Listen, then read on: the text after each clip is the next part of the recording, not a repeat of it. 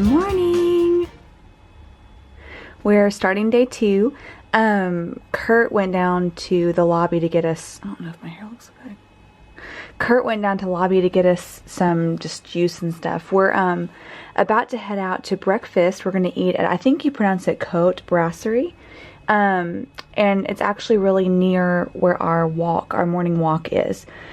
So the walk this morning is the Tower of London, which is one of my favorite things. And so we're going to do with London walks. I don't know if I even mentioned that before, but basically they're just really good guides, and they just take you on different themed walks, and it's really inexpensive, and you don't have to reserve them. You just show up. And so we're going to do the Tower of London one this morning, and I'll have to look and see. Tonight we go, I don't know if we did it tonight or the next week. I'll have to look at our schedule, but we had a good night's sleep.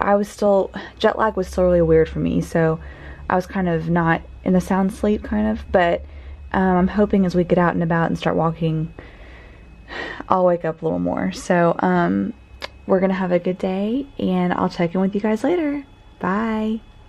So we had a great breakfast, and now we're in the Tower of London. Actually, this is the Tower of London area over that direction, and this is the Tower Bridge, the famous Tower Bridge. And it's really cute over here. They've got food trucks and little lawn restaurants. It's so cute. So we're just kind of making our way around, waiting for our tour to start. Right on the water. There's the bridge.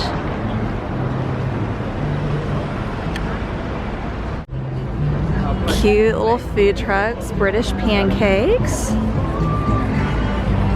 I mean, look at these cute restaurants right on the lawn.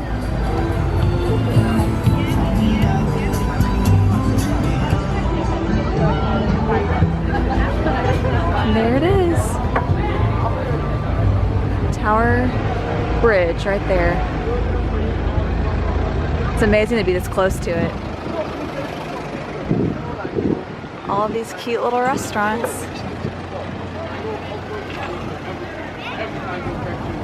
It's a beautiful day, and we're about to see the Tower of London. Let's go over here so I can get it. There it is. Just gorgeous.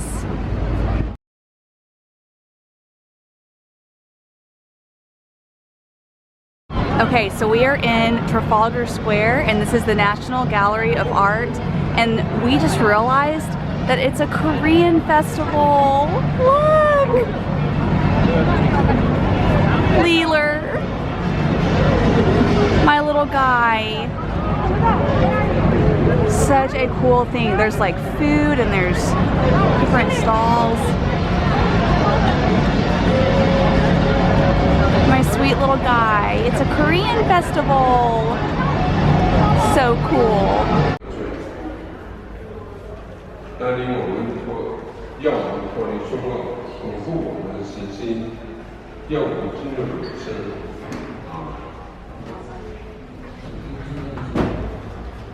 Martin's in the Field, Cafe in the Crypt.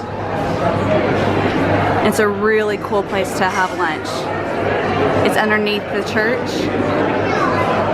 It's just gorgeous.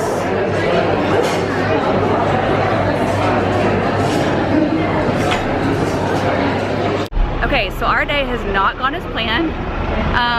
We got to the tower, or the tour that we were supposed to go on, and it was a higher cost than they had advertised on their website. And long story short, we don't have any cash because we were planning on just getting some here with our debit card, and I think our bank put a block on it, and we had tried to call, I don't know, we thought we had taken care of it, but I guess not. So change of plans. I think we're gonna just go to our afternoon walk. We've got a few pounds that we can spend for that walk because they require cash. So we're just gonna give this a shot and hope that it works. So rolling with the punches. Here we go. I also need to show you Jigsaw because this is where Kate Middleton worked. Well, not right at this store, but she was a buyer for Jigsaw. and it's just a really cool like clothing store. So hello, Kate. So this is really like classic London to me, this street. You can see, I don't know if you can see, the Princess of Wales pub right there. And to me, it's just a really quintessential London little scene. So we're gonna go see, we're gonna go on this walk, the Westminster at War, and we have enough cash to get on that tour. And I guess since it's Sunday too, we're just at a loss. Like, not many places are open in the US, and so anyway, we've been trying to just come up with an alternative plan, and we'll just go from there. So we'll go on this tour and see if we can get some money. Oh, you guys, look who's in heaven right now. This is like Kurt's dream come true. Like all this ready-made sushi. I mean, it's a big decision. I don't know what he's gonna get. This is really cool, I gotta say. Individual pieces, or we can get. All right, so it looks like we're gonna eat a little sushi before our tour. Here we go. There is a website called Bomb Site, which gives details of every bomb that fell on London in the Second World War.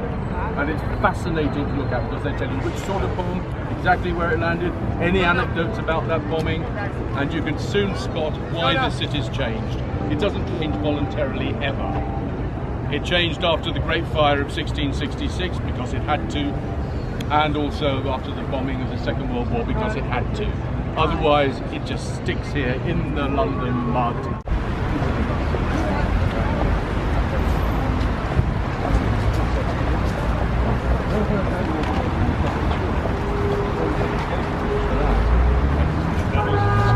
This is excuse. Okay. He's a very grumpy man.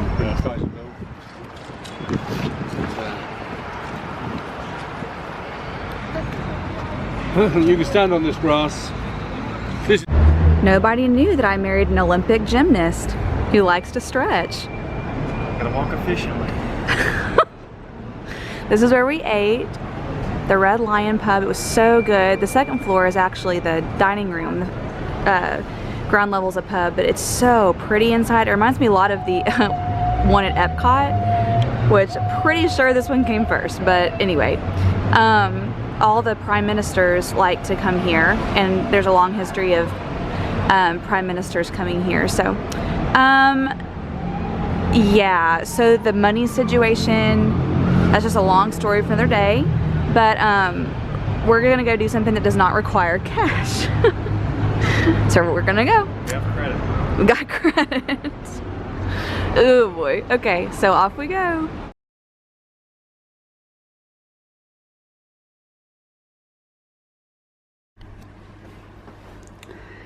Hey guys, oh my gosh, this day, it's just the perfect example of how like best laid plans just sometimes just don't happen. And we learned a lot today. Golly, my hair always looks so bad when I do this. I don't even care. So you learned a lot. We learned a lot today. I can't remember what I filmed or what I showed you, but basically, long story short, our plan each day has been to do London walks, and it's a group of amazing tour guides, and they do these themed walks. They have a schedule every day, and they don't offer the same ones every day. So it was kind of schedule specific of when we could do these walks, just based on how I had like kind of planned our days and all that. So we got to, I'm jumping ahead. No, okay. So I emailed them because on their website it did not say anything about how they received payment. And obviously, like, yes, you should always carry cash, whatever. But we thought too, well, surely they'll just take, you know, credit card, because everyone here has these little portable like credit card machines. And so we were like, surely that'll be fine. But when we got to when we had arrived at Heathrow, we got just the cash that we had on hand exchanged for British pounds. And what we did not, like, Kurt and I both at different times before our trip had thought to ourselves, like, oh, we need to get money to, or cash to exchange. And it was on both of our radars, and we just did not have time to do it, or we just completely forgot. And so in our mind, we knew he still had the debit card. So when we got to Heathrow, excuse me, when we got to Heathrow, we went to an exchange desk, and they have, ATMs or whatever. So we tried to put his debit card in the machine, and I had never had problems with this whenever I was over there. I know a lot of my friends had never had problems. Well, it would not accept the card, and we went through this big ordeal of even figuring out if our card was the problem or like the PIN was the problem. But basically Kurt had called the credit card, or like the bank that the card is through.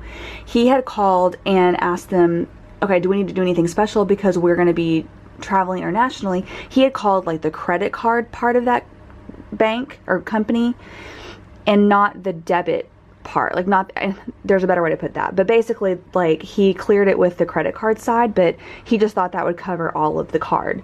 But turns out you had to also like let your specific bank know, or I don't know, like the debit has to be told too, I guess. I mean, that's another part of the story. But so we couldn't get any more cash than we had. So I think that he had like 35 British pounds in his wallet. Well, we knew that would at least get us on our Tower of London walk this morning.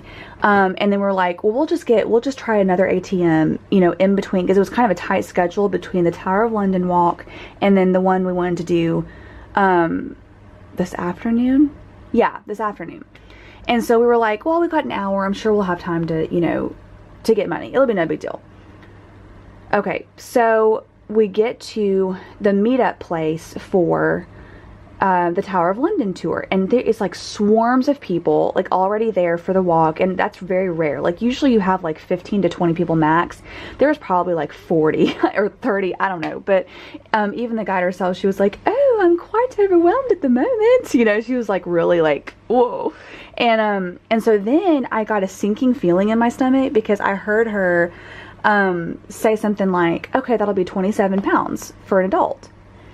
And on the website and all the printouts, it had just said 10 pounds. Nothing about, and I guess like they assume that you would just know, like you need to pay the entrance fee. If there's like a attraction you're going to, like you would pay the entrance fee. But something about, like, it just did not register to me because it wasn't on the website. I couldn't find anything about that on the site.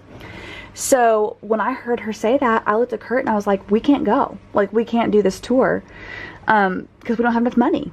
And they only accept cash.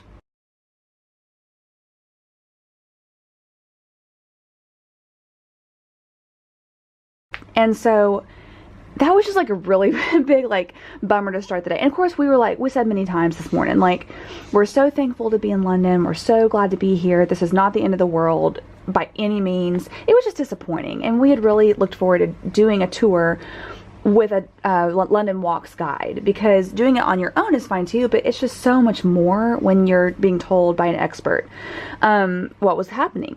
And so we decided, okay, let's just take our next tour. Was supposed to be at 2 o'clock, and that one was Westminster at War, like kind of focusing on Churchill and like just England, London at War, and so we knew there wasn't an entry fee that we needed to include in that one, because it was just a tour, and we knew it would end up at the Cabinet War Rooms, but we would be able to pay with a credit card for that. So we were like, okay, after the tower failed, we were like, let's just regroup, let's find an ATM that works, whatever. Okay, we went around, and keep in mind this is Sunday, okay, and in a big city like London, like I think we just assume, like in bigger cities, like the world just does not stop on Sunday. Like everyone's just kind of out, in the South, like everything closes on Sunday, and just, that's just cultural. And I think here, I was thinking that more would be open, and I had just forgotten, it's been 9 years or so since I was here, and it turns out, like, I mean, there's ATMs all over the place, but the problem was that his car was being rejected. So we were just literally helpless. And the problem was that with the time difference, like, Kurt knew he just needed to get on the phone with the company or with the bank, and with it being Sunday, he could not get hold of it. He was trying on the phone, you know, those automated responses where nothing fits in the menu, and then you hit a button and you hit the wrong like pound sign, and it's like, please start over. That was him, and it was so frustrating, and we just couldn't get any cash. And so we had another tour scheduled like later tonight, the Jack the Ripper tour, which again would have required cash. And so I'm just watching the whole day just be like, you know, like, oh. And so he was getting irritated. Not at me at all. Like, I mean, there was no one really to blame, like, no one to blame. It was just one of those, like, just unfortunate things. And so I'm trying to get my bearings of how the day went. I texted my friend who works in banking, like at the specific bank that our card is with. And I was just like, what are we going to do? And she was like, here's a number you can try to call, but I don't know if that'll work. And if I need to check on it at work tomorrow, I'll be more than happy to when I get to work, which is so sweet of her and so awesome. But then at the same time, with the time difference, it would have been like mid to late afternoon before we would get any cash. And our days have been scheduled around these walks that we had planned to take. And so we were like, and she said the other option is that you can have somebody wire you money, like wire you cash basically, and you would just use that at a just currency exchange place. So that's what we had to do. Like, we had no other choice, just because to see what we wanted to see, and that was like literally kind of the crux of our whole schedule here. And so my sweet parents, like, long story short, I texted my mom, you know, Mom, we are without cash, like something happened, you know, long story, but we need Dad to wire us some money through Western Union, and we'll get it and whatever. Okay, so explain that in a text message, because it's free for me to text on the international phone plan that we have. So I texted Mom. She writes back and she's like, is this a scam? Is this real? Like, and like, I don't blame her at all, because, like, you know, there's emails like that all the time, like, Dr. Jones has lost $1 million. He wants to, you know, like, there's always something. And so my mom was like, she was sending me like questions to verify that it was me, like things I would only know. And the problem we found out later was that her phone was sending it as iMessage, and my phone, being on the international thing, like, it can only send and receive like regular text messages.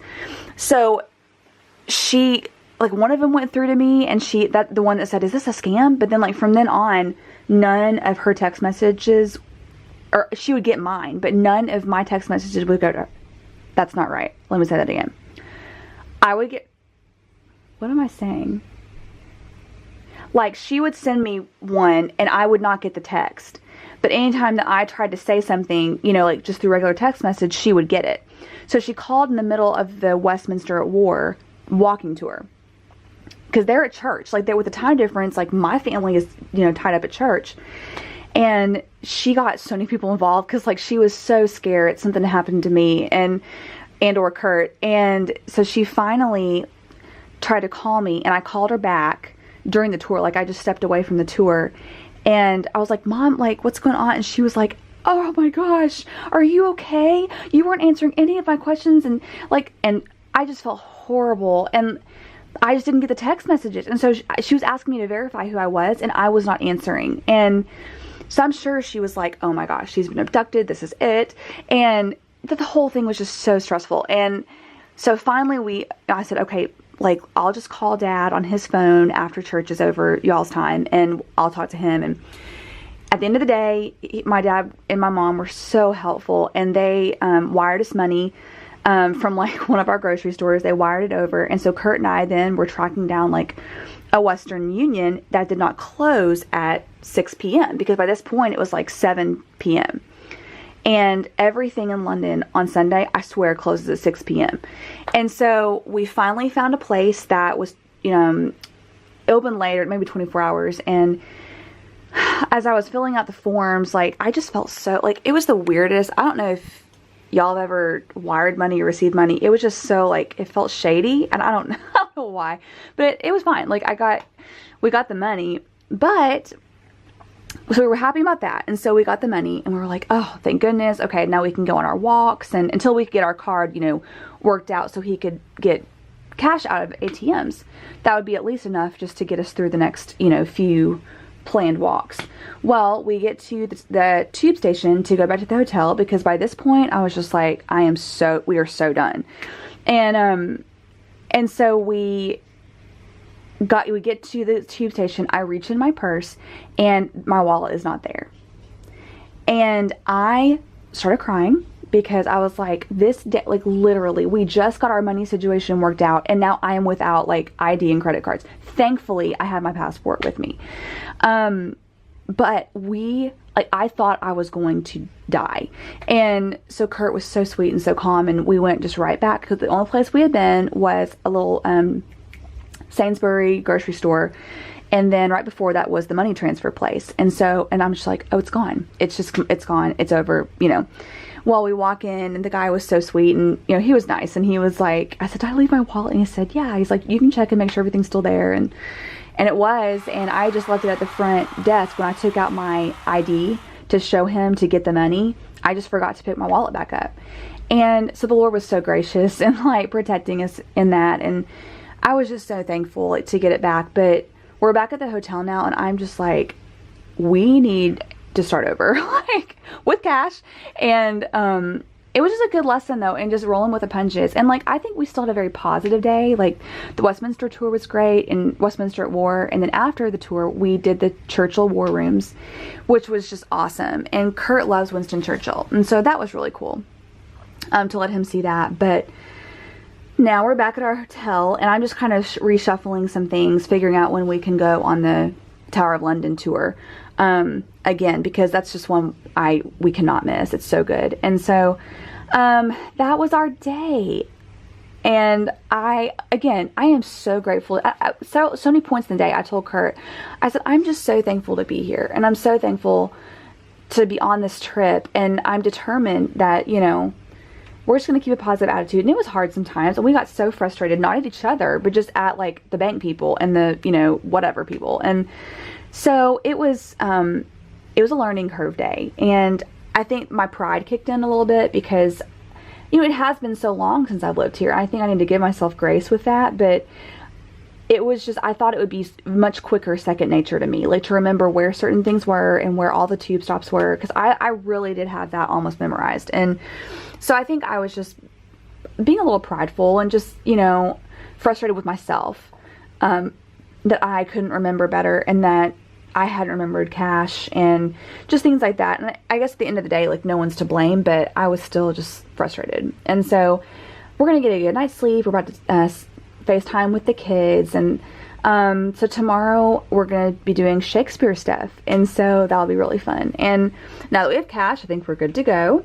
And so I'll check in with y'all then. And thanks for watching. I'll see you soon. Bye.